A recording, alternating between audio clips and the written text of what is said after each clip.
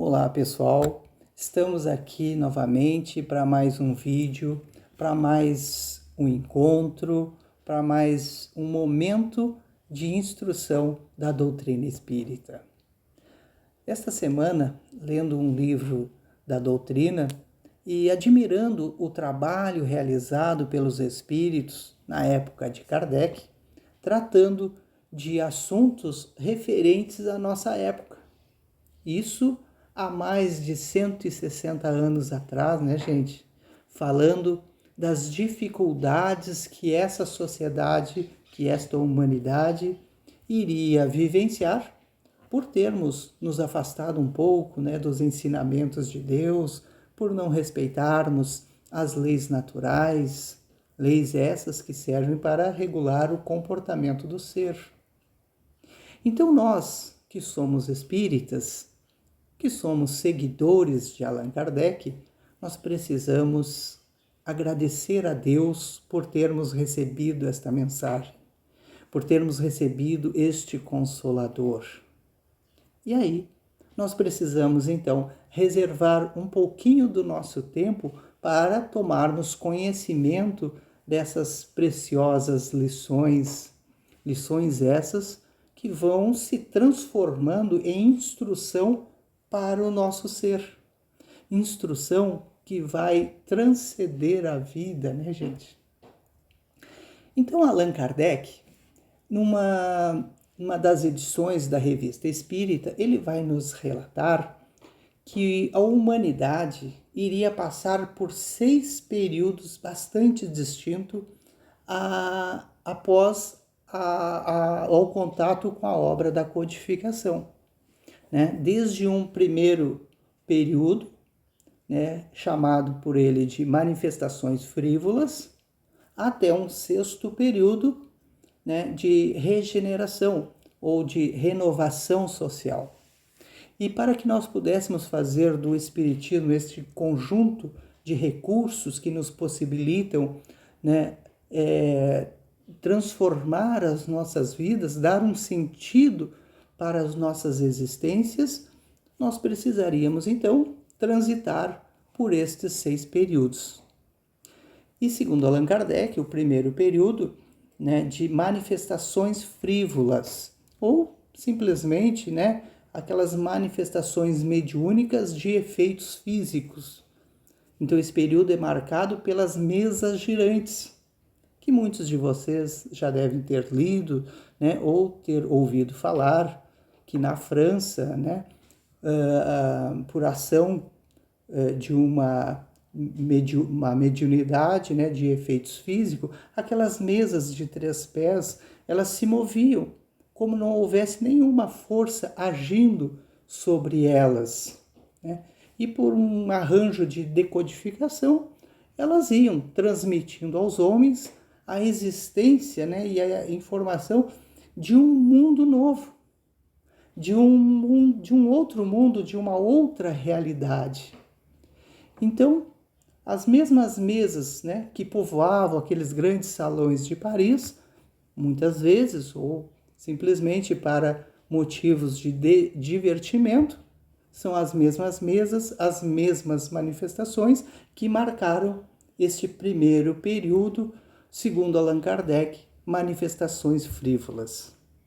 Mas depois viria um segundo período, que é o período filosófico, que é aquele período de organização, né, de reflexão sobre esses efeitos que estavam acontecendo para constituir e lançar o Livro dos Espíritos. Mas depois desse lançamento, depois desse período, viria um período de lutas, porque nenhum ideal nobre, né, nenhum conjunto de ideias se firma na humanidade sem passar antes por muitas lutas, por muitas dificuldades, né, onde são colocadas em provas, né, todas aquelas ideias. E esse período, então, ele é marcado por aquilo que também nós conhecemos na história do Espiritismo como o Auto de Fé de Barcelona, onde na Espanha foram queimadas em praça pública as obras do Espiritismo, sem se dar em conta naquela época que esse motivo também usou para difundir mais ainda aquelas ideias.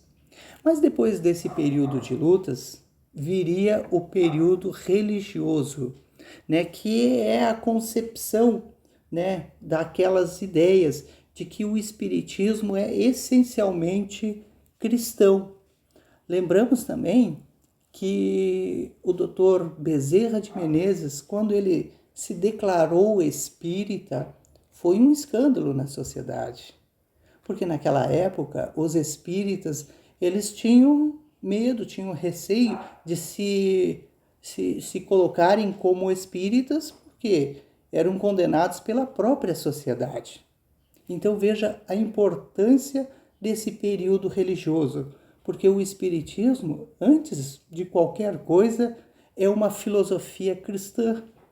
É uma filosofia que tem consequências éticos, morais, com um aspecto científico e que assumiu a figura do Cristo como referência fundamental para a constituição ética dos nossos modos de vida, né?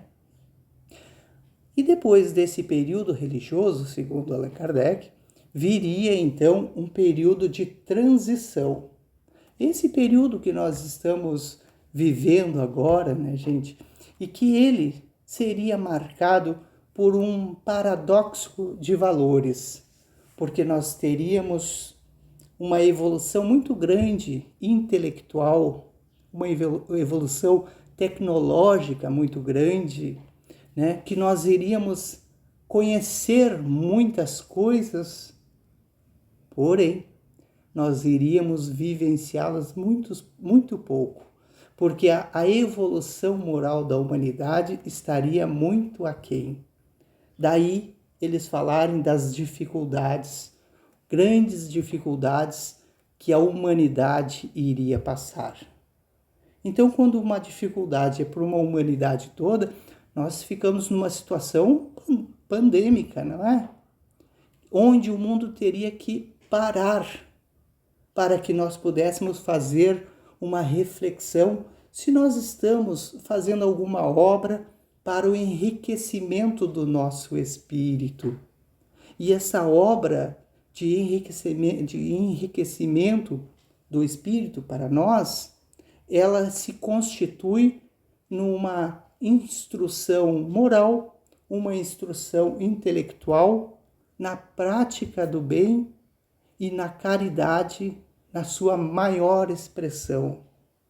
Então, se a gente ficar cuidando apenas da nossa vida pessoal ou da nossa família, nós não estamos fazendo nada mais do que a nossa obrigação.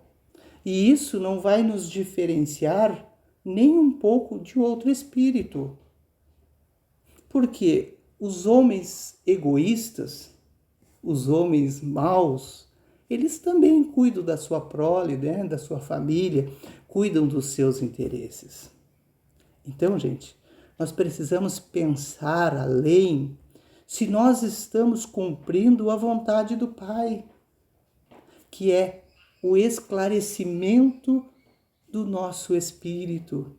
Se nós estamos tomando consciência dos ensinamentos que estão no Evangelho, se nós temos consciência da situação que vive a nossa humanidade, e mais ainda, saber por que sofremos, porque a nossa humanidade está entrando numa crise sem precedentes. E quem não souber que a nossa humanidade está entrando, o porquê que está entrando nessa crise, vai se desesperar, porque não vai saber o que fazer. Então, nós que somos trabalhadores da última hora, nós precisamos estarmos preparados para enfrentar essas dificuldades, né, gente? Vamos tomar consciência da verdade, para que a nossa jornada aqui na Terra seja a melhor possível.